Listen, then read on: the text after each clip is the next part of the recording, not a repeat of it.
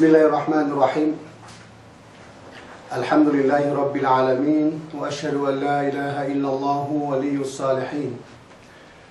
Wa ashhadu anna sayyidana wa nabiyyana Muhammadan sallallahu alayhi wa sallam abduhu wa rasuluh khatamul anbiya'i wal mursalin. Sallallahu wa sallam alayhi wa ala alihi wa sahbihi ajma'in, amma ba'd. Assalamualaikum warahmatullahi wabarakatuh. Mga kapatid sa panampalatayang Islam, ang paksang ating tatalakayin sa oras nito ay itong tinatawag na Al-Usratul Muslima. Ibig sabihin, paano maging isang pamilya, Islam na family. Hindi lingid sa ating kaalaman na ang pinakabuod ng pamilya ay ito ang ina at ama at ang kanyang mga anak. Yan ang kadalasan na tinatawag nating pamilya. Ang pagbuo ng pamilya ay ito ay magsisimula sa paraan pagsasama bilang mag-asawa ng lalaki at ang babae. Pagkatapos nito ay sila ay magkaroon ng mga anak kung sila ay pahintulutan ng Allah, bigyan ng biyaya ng mga anak. At upang maging dalisay at malinis ang pagsasama ng lalaki at babae bilang mag-asawa, ito ay kailangan dumaan muna sa tamang proseso ayon sa batas ng Islam, proseso ng pag-asawa sa Islam. Mayroon mga bahagi o ilang sa mga proseso ng pag-asawa. Bumanggit tayo ng ilan lamang dahil sa ang oras natin ay limitado. Ang una sa mga proseso ng pag-asawa ay kailangan ang pagsang-ayon ng guardian ng babae. Meron siyang pahintulot. Katulad ng kanyang ama, kung wala naman ang kanyang lolo, o kaya ang kanyang tiyuhin, kung wala ay ang kanyang kapatid, at iba pa sa mga lalaking pinakamalapit mula sa kanyang mga kamag-anak. Kabilang din sa proseso, tamang proseso ng pag-aasawa, ay ito'y pagsang-ayon ng dalawa. Ang lalaki at babae ay magkasundo. Hindi ibig sabihin na yung babae ay pinilit. Pinilit siya ng kanyang tatay o kaya ang kanyang tiyuhin o ang kanyang kapatid sa isang lalaki na ito ay hindi niya nagugustuhan. Kailangan ang pagsang-ayon ng babae sapagkat siya ay may karapatan na pumili sa sinumang lalaki na kanyang magugustuhan sa pag-asawa. Ito ay batay sa sinabi ng Prophet Muhammad sallallahu alaihi wasallam sa kahulugan ng kanyang hadis, walang bisa ng pagsasama o kaya walang bisa ng pag-isang dibdib o kaya ang kasal ng lalaki at babae kapag ito ay walang guardian, walang pahintulot ng guardian at walang dalawang witness, saksi na ito ay mga taong mapagkakatiwalaan. Kabilang din sa proseso ng pag-asawa, itong tinatawag na pagbigay ng duri sa babae. Ito ay para sa babae. Na ang duri nito ay walang nabanggit kung gaano ang kanyang kalaki o kaya ang kanyang kaliit. Ang importante, ito ay isang bagay o kaya halaga na ito ay ayon sa mapagkasunduan ng dalawa. Panig ng lalaki at panig ng babae. At marami pang iba sa mga proseso ng pag-asawa tungkol sa Islam. Ang binanggit lamang natin ay ilan lamang. So, yan ang proseso o ilan sa mga proseso ng pag-asawa. Ang conclusion o shahid sa mga nabanggit kong mga proseso ng pag-asawa, ito ay nangahulugan na ang babae ay hindi ito basta-bastang kinakasama ng lalaki bilang asawa kung hindi dumaan sa tamang proseso ayon sa batas ng Islam. Sapagkat ang Islam ay nagbigay siya ng pamamaraan o kaya proseso na kung paano magsama ang lalaki at babae bilang mag-asawa upang ang kanilang pagsasama ay legal sa Diyos at legal sa batas ng Islam. Noong mga naunang panahon, ito ay kwento tungkol sa mga babae before Islam. Bago dumating ang Islam sa mga naunang panahon, dito sa Makkah, sa Saudi Arabia, bago dumating ang Islam, ang mga babae ay itinuturing ng isang hamak hindi nagmamana sa panahon yaon bago dumating ang Islam. At sila ay walang mga karapatan. At sila ay tinuturing ng kanilang mga magulang ng isang dahilan na ito ay nagdudulot ng kahiyaan sa isang pamilya. Ganyan ang turing nila sa mga babaeng una-unang panahon. Ito ay batay sa sinabi ng Allah sa banal na Quran, وَإِذَا بُشِّرَ أَحَدُهُمْ بِالْأُنْثَى ظَلَّ وَجْهُهُ مُسْوَدًّا وَهُوَ كَظِيمٌ يَتَوَارَى مِنَ الْقَوْمِ مِنْ سُوءِ مَا بُشِّرَ بِهِ أَيُمْسِكُهُ عَلَى هُونٍ أَمْ يَدُسُّهُ فِي التُّرَابِ إلى آخر الآية. Ang kahulugan yun sa wikang Tagalog na ito ay kwento tungkol sa inilantad ng Quran, ang tungkol sa mga ugali ng mga tao noon before Islam, na ito ang kanilang pakikitungo sa kanilang mga anak na babae. Sinabi ng Allah, kapag dumating ang tagapagbigay ng balita ng isa sa kanila na ang balita ay siya ay nagkaroon ng anak na babae, nangingitim ang kanyang mukha sa pagkapuot at inis sa kanyang narinig. At siya ay punong-puno ng pagdadalamhati at kalungkutan. Siya ay magtatago sa kanyang sambayanan dahil sa masamang pangyayari o kaya sa balita na natanggap niya na ito ay nagdudulot ng kalungkutan at kahiyaan. Yan ang turing nila sa kanilang mga anak. At siya ay nag-isip-isip o kaya siya ay nagkaroon ng pag-isip sa kanyang sarili na kung ano ba ito, ililibing niya ng buhay o kaya panatilihin niya sa kanyang piling. Kaya ang ginawa nila noon, mga naunang panahon, kapag sila nagkaroon ng anak na babae, ito ay inililibing nila ng buhay. So iyan ang kanilang mga ugali noon before dumating ang Islam. Pero nang dumating ang Islam, inyalis niya itong kawalaang karapatan o kay katarungan ng mga babae, ito ay inalis ng Islam. Nilinaw ng Islam na ang babae at lalaki ay magkapantay na pawang may karapatan at mayroong katarungan. Ito ay batay sa sinabi ng Allah sa banal na Quran, Ya ayyuhan nas, inna khalaqnakum min dhakari wa untha wa ja'alnakum shu'uban wa qabaila lita'arafu inna akramakum 'indallahi atqakum innallaha alimul khabir. Ang kahulugan nito sa wikang Tagalog ay ganito: usang katauhan. Sinabi ng Allah, nilalang namin kayo buhat sa isang lalaki at buhat sa isang babae. Ito ay si Adan at saka si Eva. At ginawa namin kayo ng mga bansa at mga lipi upang kayo ay magkilalanan sa isa't isa. Tunay, sabi ng Allah, na ang pinakamarangal sa Allah ay sinuman ang may malaking pagkatakot sa Kanya. Hindi sinabi ng Allah na ang pinakamarangal ay mga lalaki lamang. Ang pinakamarangal sa Allah ayon sa talatang ito ay sinuman ang may pagkatakot sa Allah, maging ito ay babae man o lalaki. Yan ay katibayan na ang lalaki at babae para sa Allah ay magkapantay na may karapatan at may katarungan. Ang babae ay meron silang pangkalahatan karapatan na ito ay dapat malaman ng mga babae at dapat nila ito kilalanin upang ito ay kanilang mapakinabangan ng lubusan sa anumang oras.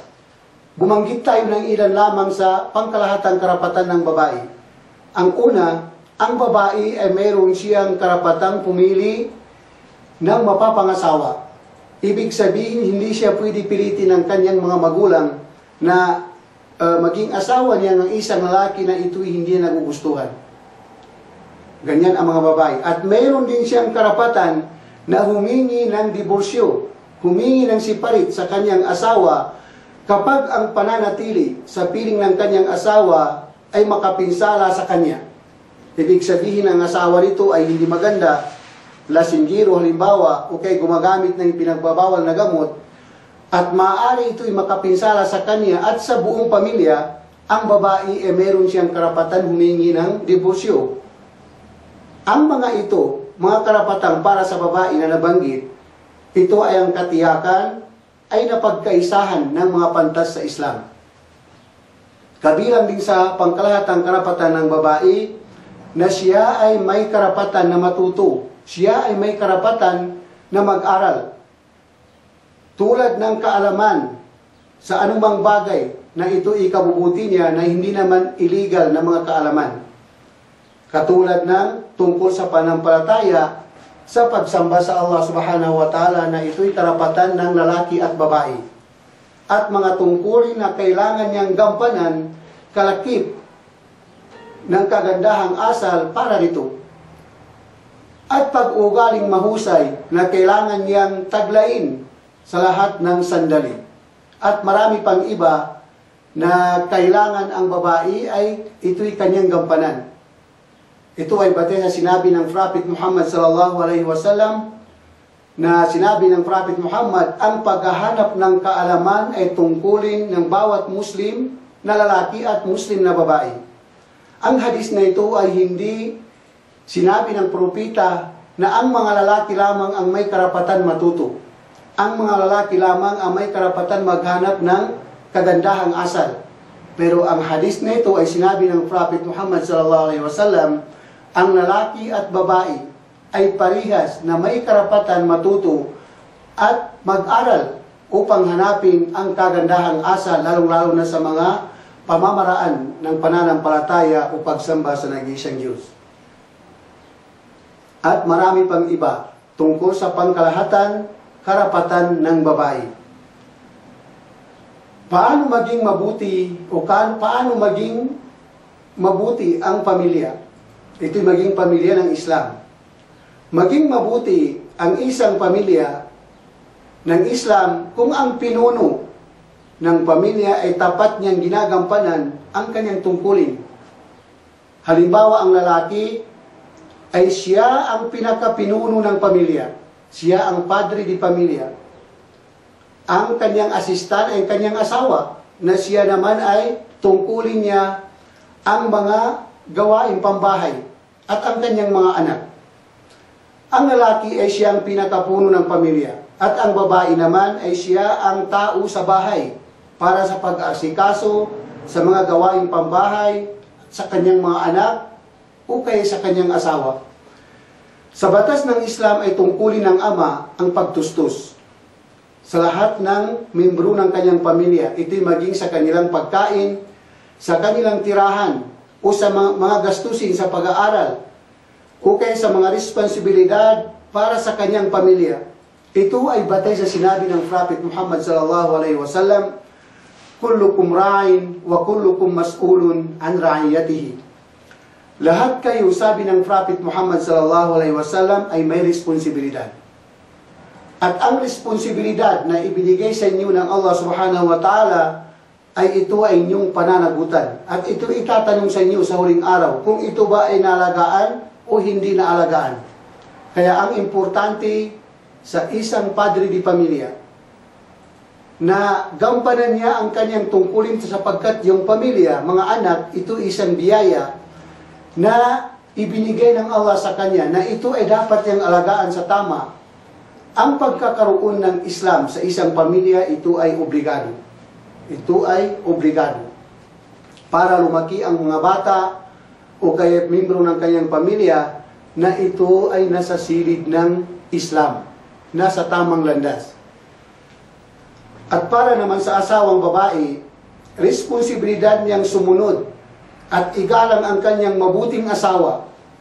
Pinangangalagahan ng Islam ang pag-alaga ng babae sa kanyang asawa, pagrespeto ng babae sa kanyang asawa. Ayon sa hadis ng Prophet Muhammad sallallahu alaihi wasallam, ito ang kahulugan ng kanyang hadis, kung inutusan lamang ako ng Allah, sabi ng propeta, na magpatira pa ang tao para sa kapwa niyang tao, sasabihin ko, sabi ng Prophet Muhammad sallallahu alaihi wasallam sa babae, na magpatira pa sila sa kanilang mga asawa. Ibig sabihin ganyan, kahalaga ang pagkilala ng babae o kay paggalang ng babae sa kanyang asawa. Ang Prophet Muhammad sallallahu alaihi wasallam Ayon sa hadis kanina, kung inutusan lamang siya na magpatira pa ang isang tao sa kapwa ng tao, ang unang-unang gawin niya, utusan niya ang mga babae na magpatira pa sa kanilang mga asawa. Ibig sabihin, mababa ang libil, mababa ang antas ng babae kaysa kanyang asawa. Sapagkat ang mga lalaki ay sila ay dapat igalang, dapat respetuhin, at sundin ang kanilang mabuting mga pinag-utos. Kung masama ang pinag-utos, ayon sa Prophet Muhammad sallallahu alaihi wasallam, sinabi niya, la ta'ata li makhluqin fi ma'siyatil khaliq. Walang karapatan ng isang tao na sumunod sa utos ng isang tao kung ang ipinag-utos nito ay magiging labag sa batas ng Diyos. Kahit tatay mo, o kay nanay mo, o kay asawa mo, kung ikaw ay pinag-utusan sa isang bagay na labag sa batas ng Diyos, wala kang karapatan na sumunod sa Kanya at wala kang kasalanan. Yan ang hadis ng Prophet Muhammad sallallahu alaihi wasallam. Sa mga bata naman, obligado sa unang pamilya ang pagpapahalaga sa mga bata, sapagkat ang mga bata ay sila ay mga tao para sa kinabukasan. Kailangan na sila ay lumaki sa tuwid na landas. Ito ay tinatawag na ang landas at itong Islam. Ang pagkakaroon ng Islam sa sariling pamilya ay obligado. Obligado sa lahat. Ang nanay ay siya ang unang eskwelahan ng kanyang mga anak. Yan ang kauna-unahang eskwelahan ng mga bata ay ang kanyang nanay, sapagkat ang nanay, mula nang isilang niya ang kanyang sanggol hanggat sa ito'y marunong na magsalita at ito ay malaki na, ito ay nanatili sa kanyang piling. Kaya siyang kauna-unahang eskwelahan ng kanyang mga anak, hindi karapatan o kaya hindi mabuti sa isang ina na sa kanya turuan sa mabuting daan ang kanyang mga anak ay kapag lumaki na sila at doon lang sa eskwelahan. Bago pa pumasok sa eskwelahan sa labas ng bahay, dapat ang nanay ay siyang kauna-unahang eskwelahan ng kanyang mga anak, turuan ito sa mga magagandang asal, turuan niya sa isang mga short chapter sa Quran, halimbawa, at turuan niya kung paano sumamba sa Panginoong Diyos. Ito ay batay sa hadis ng Prophet Muhammad sallallahu alaihi wasallam, sinabi ng propeta, utusan ninyo ang inyong mga anak, kapag sila'y umabot sa 7 gulang, utusan ninyo sila na paano magdasal bilang pagsasanay sa kanila. Kapag sila'y umabot ay 10 gulang, paluin ninyo sila. Sa ito ay palo na hindi naman palo na maaaring mabali ang kanyang mga buto. Hindi. Ang palo na para lamang sa anak. Makontrol ng ina na ito ipakita sa anak na itong ipinag-utos sa kanya ay kaya ito ginawa sa akin, pinapalo ko dahil ito ay obligado. Kaya sabi ng Prophet Muhammad, ulitin ko, utusan ninyo ang inyong mga anak kapag sila'y umabot sa 7 taon para sa kanilang pagsasanay kung paano magdarasal.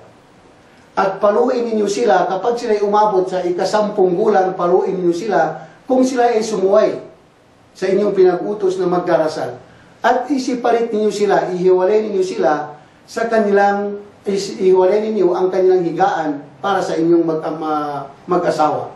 Ganyan ang utos ng Islam tungkol sa mga bata kung paano sila alagaan. At marami pang iba na pamamaraan sa pag-alaga ng bata. Dahil sa oras natin ay limitado, ipagpatuloy lamang natin ito sa ibang araw inshallah. Aqulu qawli hada wa astaghfirullah li wa lakum wa lisairil muslimina min kulli dhanbin fastaghfiruhu innahu huwal ghafurur rahim. Wassalamu alaikum warahmatullahi wabarakatuh.